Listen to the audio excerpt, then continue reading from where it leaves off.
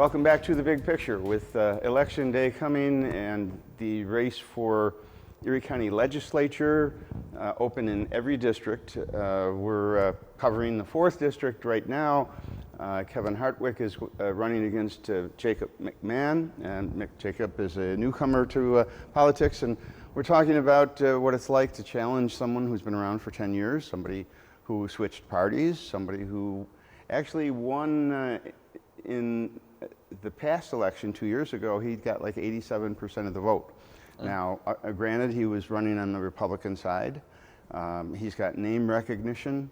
So there's a combination there, pluses and minuses. He switched parties, so he's no longer the Republican, but he's been around for a long time and he's established. We talked about how you try and fight that. You think name recognition is going to play a big part in this particular race? I think it will, of course. With any race, there's, the incumbent is going to have name recognition. That's just the fact. But I think that in this case, with the fact that there was a party switch, I don't think it's going to do well for him. I think that it leaves a sour taste in people's mouths on both sides of the political spectrum when they see a politician switch a party like that. It shows that I think it was a political move, and I don't think the average voter appreciates that. They want someone that's straight up, honest, and willing to say what they mean and mean what they say. When you were talking to people in the district, did they talk about that much? Was that an issue that came up? Yeah, I mean, it's a big issue, and like I said, people don't like it on both sides. Republicans obviously aren't going to like it, that they elected and supported someone that switched parties and left them, and a lot of the Democrats I've talked to, they're responsive to what I'm saying, and they don't like that someone switched either, even though they came to them, what does that say, that they're just coming for a vote? They're not sure what to think about it. So I think that name recognition will play, but I think it will also help me in this race. Now, I know the population varies by district in terms of who's heavier into Democrat or Republican by registration. Right. In your district, do you know offhand if there's more Republicans registered or Democrats? There are more registered Democrats, and especially in the town of Tonawanda. So that's really going to be the battleground for us, is getting the town and getting turnout and getting good turnout. My hometown, Grand Island, it's going to be a good Republican turnout. I'm very confident, and it's an uphill battle. I'm not going to lie and sit here and say that it's going to be easy.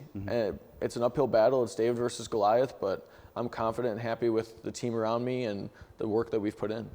How long have you been running this campaign? How long have you been doing this? It feels like it just started yesterday, but it's been a couple months. I believe it was official in July, if I'm remembering correctly. But yeah, I came home and really just wasn't really sure what I wanted to do, but I knew I wanted to be more involved in the community. So I went to a couple meetings and just made the decision I wanted to run, and wasn't sure if it was going to happen, if I was going to be able to get the support. But I worked hard for it, and we've been hitting for months now and hitting doors and calling people, and it's been an exciting time. Tell me a little bit about the process. What is your typical week like when you're running for office like this? A lot of energy drinks. I have a full-time job. I work for the Western New York Veterans Housing Coalition. So we take homeless veterans and help them find housing and work. So, average day is waking up, going to work, and then leaving at 4, and I'm going right to doors after that, and knocking as many doors as I can until the sun goes down. And then once the sun goes down, I'm making phone calls and trying to get people out to vote. And so it's an operation. And the weekends, Saturday, it's full steam ahead all day, meeting people. So, but I'm happy to put in the work. I'm excited to put in the work, and I think it's going to pay off on Election Day. Has this been a pleasurable experience, or is there a lot of stress involved? Oh, I mean, I'm not going to sit here and lie to you and say that it's, all sunshine and roses. It's stressful, but I mean, it's a good stress. It keeps you on your toes, and it gives you that pressure that you want to win, and you want to, make sure the people that supported you, get a victory. So it's, the stress is there, but I let it fuel me, and it's been a good experience overall, and I wouldn't change it for anything.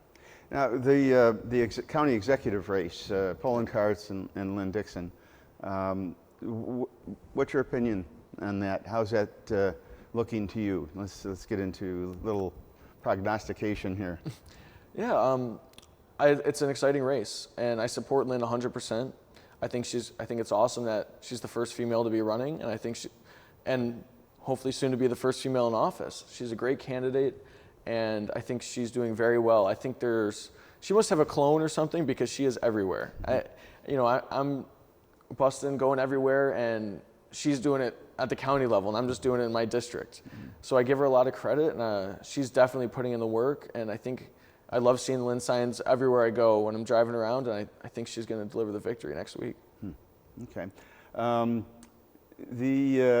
If you were elected, if you were serving today as a Republican, you'd be in the minority. What kind of challenge is that? And have you talked to the other Republicans on the ticket? I know Ed Rath has been in here, for instance, a number of times. There's a lot of restrictions. Number one, there's a lot of mandated spending, so there's a lot of things that are dictated to the legislature that you really can't get around. And so a lot of decisions are already made for you.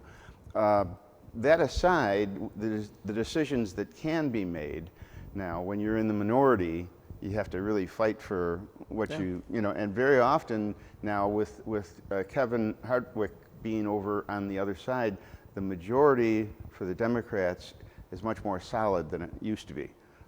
So the Republicans are in a position where they really have a challenge getting things done. Oh, 100%, and we're gonna fight to get that majority back. But hypothetically, if I was serving today and in the minority, I would say that it's paramount that there's cooperation, especially at the county level. With local politics, it can't be about the party. A lot of the issues we deal with, I don't think should be partisan. Roads shouldn't be partisan politics. We should be able to sit down and be adults and have civil discussion and come to agreements and compromise. So I think that we're going to fight, and we're going to get this majority back.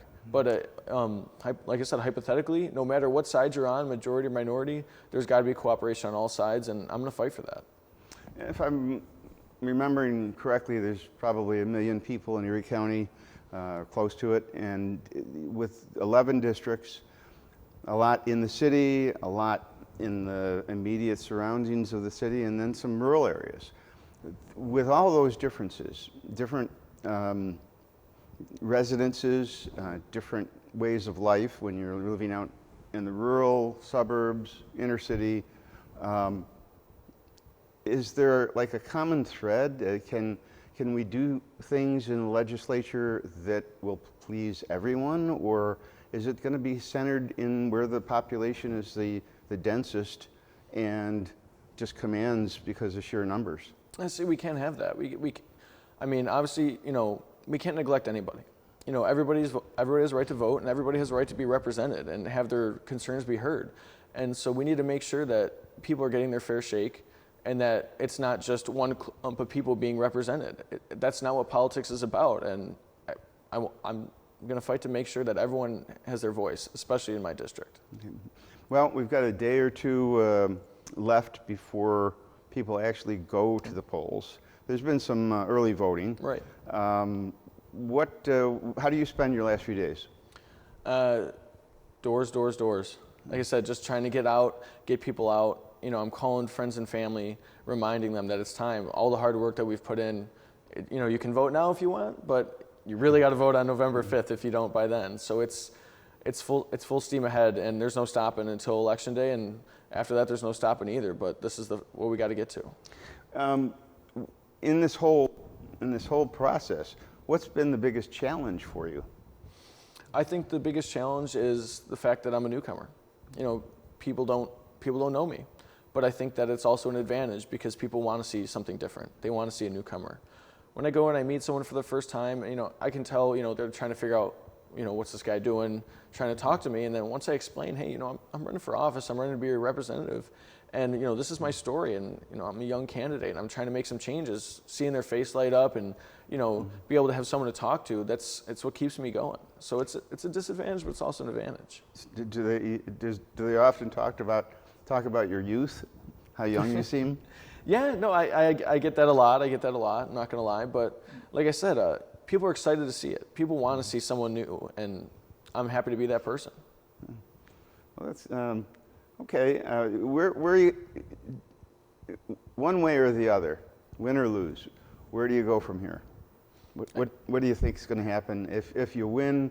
How long would you think you would be in politics? If you lose, are you going to try again and stay in politics, or is it an experiment that's over? What do you think? Oh no, there's no experiment that's ever over. You know, no matter what happens, I'm going to hold my head up high, knowing that I worked hard and did what needed to be done. And if I win, you're going to see a lot of me. And if I lose, you're going to see a lot of me. I'm going to keep fighting. It's, you know, this is home, and this is home's worth fighting for. I moved back here, and I got a lot of flack from my friends for moving back to New York when I could have gone anywhere when I got out of the military. But this is my community, and I'm going to fight for it no matter what. Well, no matter what happens, I admire the fact that you're putting your hat in the ring, that you're trying. I mean, a lot of people who are younger have an attitude that they don't, really want to get involved, or that if they're going to get involved with anything, it's going to be very self-centered. It's going to be very entitled, and so it's refreshing to see somebody to get involved and care about the process and the area. I wish you luck, and we'll see what happens. And to the people who are watching, your vote, as I said at the very beginning, counts as much as anybody else's vote. And sometimes it's frustrating. Sometimes you may feel as if one vote isn't going to make a difference.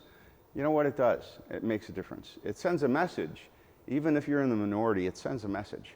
And if you look at the world news, we have a very special privilege because our vote is valid. It counts. Nobody's coercing us. Nobody's going to win 99% of the vote because they have to vote a certain way.